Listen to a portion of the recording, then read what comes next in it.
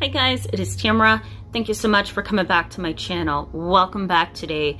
I want to talk a little bit today about the George Floyd protests and some of the things that we have been seeing in the media and some of the things that we have been experiencing in our own hometowns. You know, where I live basically in a suburban area, but around the suburban area in which I live, there's this huge city, and the city is full of individuals who tend to be on the younger side. They tend to be a little bit more outspoken, a little bit more interested in protesting and making their opinions heard. And I noticed that there were quite a few stores that had boarded up their businesses.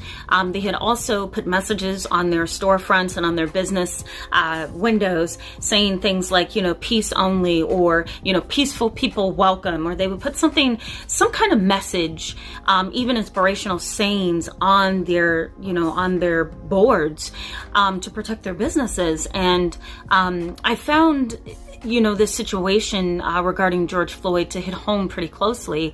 And I thought, you know what, I think I need to address this. I can't ignore it and act like it's not happening. So I think it's proper and in place for me to point out a couple of things in today's video. So we're going to talk about that. So let's just go ahead and get started. Let's jump in. Thank you so much for coming back to my channel. For all of you who are subscribed and are participating, thank you so much. And for those who are new, I encourage you to hit that subscribe button so that you can stick around with us, be a part of our growing, validating, and educational and supportive community.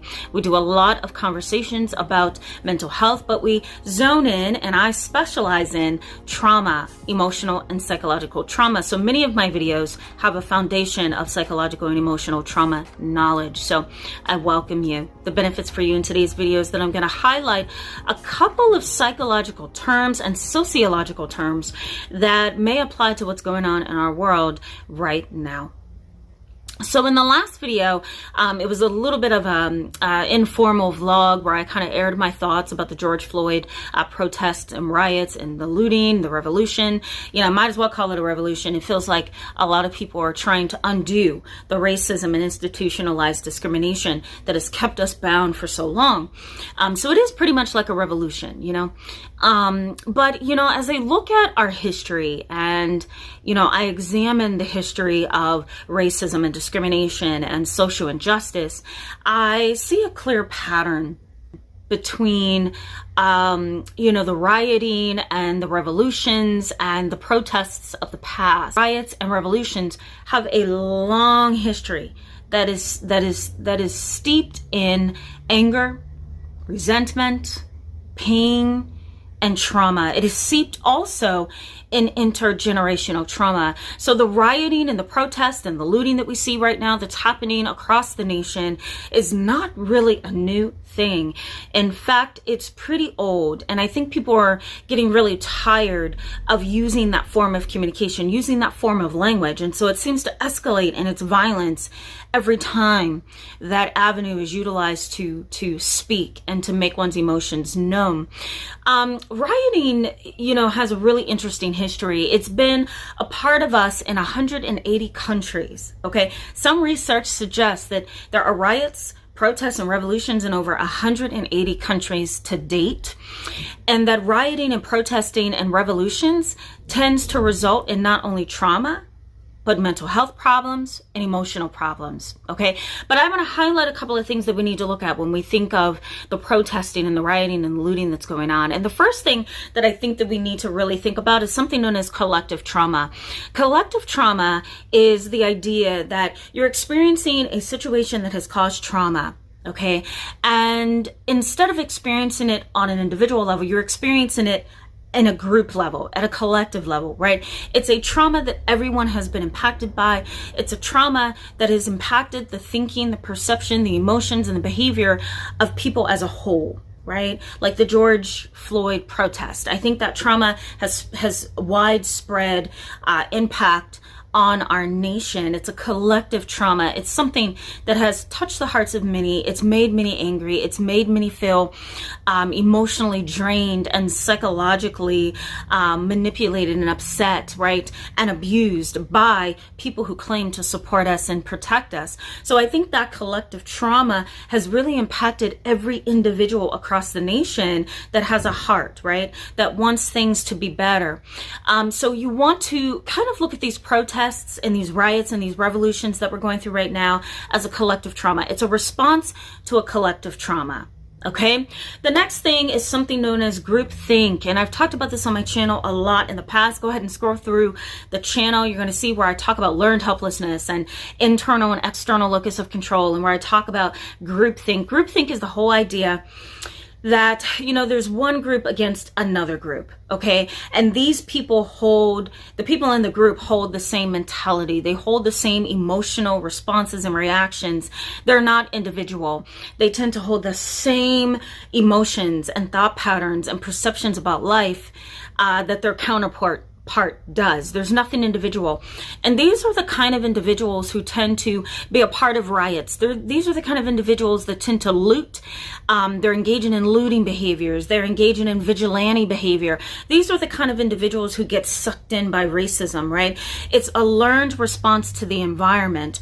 And the groupthink sits in when there's kind of like this groupie syndrome, you know, kind of like this us against them mentality, this we-ness, right? When we happens, that's my new word for, you know, groupthink and me and them. It's my new term for, you know, this is we as a group, you know. So, for lack of an appropriate term, the we-ness syndrome kicks in, and there's no ability to be empathic. There's no ability, to be compassionate. There's no ability to be aware of one's own thoughts and emotions in the situation. You begin to take on the group mentality. If it's a racist group mentality, you take it on. If it's an abusive mentality, you take it on. It's almost like a shared psychosis. You lose who you are and you develop what that group thinks and what they feel. All right. So groupthink. And that's what I think is happening in certain sectors of the world, in certain neighborhoods, in certain communities, and in certain secluded groups like the Ku Klux Klan groups or the social privileged groups, right?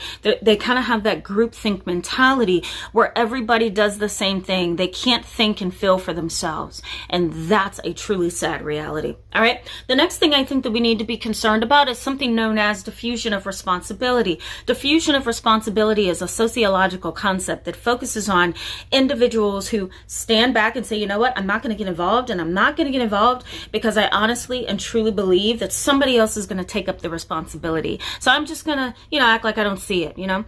If you think about individuals who are being attacked and mugged and harmed in society, and you see people standing around that victim and not doing anything but watching or shining their phone on things to take the video, that's diffusion of responsibility. It's, you know what, I'm going to leave it up to somebody else to intervene. The sad part about diffusion of responsibility is that that person leaves it up to the next person, who leaves it up to the next person, who leaves it up to the next person. And when that happens, nobody steps in, right? Everybody just kind of says, you know what, my responsibility is not to step in, so I'm just going to wait for the next person to do it, and it never gets done. Diffusion of responsibility plays a role in a lot of riots and protests and revolutions and really violent protests. All right, so the next thing that I want you guys to think about is something known as learned helplessness. And I talk about that right up here in this video. I also talk about it in many other videos on my channel, so I encourage you to scroll through the videos and click on the videos that have the title learned helplessness in them, and I break it down and I explain what it is. But learned helplessness is the idea that I'm tired of trying. I'm tired of trying to get out of this hole, and I never seem to make it, you know? I never seem to get through this. I never seem to escape. So I might as well get comfortable with being trapped and stay here and just deal with it. And so you learn to be helpless, right? You learn to give up. And rat studies that have been done on learned helplessness shows that the rat tries to get to the exit door, but every time he or she gets shocked, they give up. Or they may try it again, but then they get shocked again, and then they retreat, they regress. They say, you know what, forget it. I don't want to keep getting shocked, so I'm just going to stay over here in the corner and get used to where I'm at. Learned helplessness is something that I believe is fueling these protests and these riots, because once you get tired of being helpless, you get angry, you get resentful, and you find ways to get heard, because the other ways that you have tried to be heard often result in social ostracizing, police brutality, ignorance and lack of understanding of where you're coming from. And it also can result in loss of jobs, loss of shelter, loss of friendships, loss of family, loss of relationships, right? Loss of positions in the world, or some kind of credibility. So a lot of people, right, who are feeling disenfranchised or who are feeling angry will often riot and protest peacefully or not peacefully because they feel that they're not going to be heard any other way, and they're experiencing learned helplessness. So what's a better way to deal with the situation than to riot, right? You're going to get somebody's attention that way. It may be an extreme version. It may be a very unhealthy and unnecessary version of getting people to hear you, but it's all they know. And it's the only tool in their toolbox that they think that they have. So I think it's important to keep in mind that there are some people who think like that. Now, there are also other people who are involved who are narcissists and sociopaths and psychopaths and people with conduct disorder and oppositional behaviors that just want to get away with crime. But for me, there are a small segment of people like that involved in all of this. I think the majority of the people tend to be peaceful, and the other majority, or the other small percentage, tends to be really angry and hurt. And this is the only tool they have in their toolbox. Okay.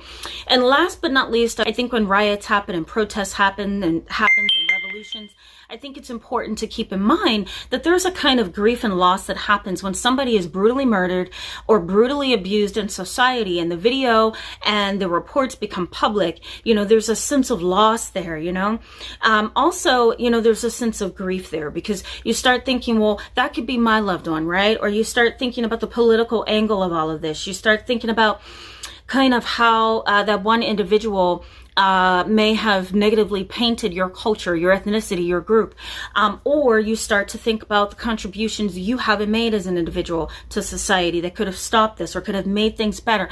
So then you start to kind of internalize all these things, and you experience them as grief and loss. And so these are categories, guys, that really have an impact on who we are in society and how we respond to protest and how we respond to riots and revolutions and police brutality, and how we respond to politics. These are very important pieces to the puzzle.